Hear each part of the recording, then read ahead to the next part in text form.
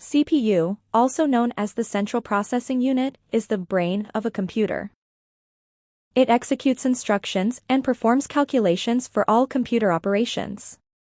It controls data processing, manages hardware, and coordinates the activities of various components. RAM, which means random access memory, is the computer's short-term memory. It stores data and programs that are actively in use, allowing for quick access and retrieval. The more RAM a computer has, the smoother and faster it can run applications. Buses are data highways within a computer.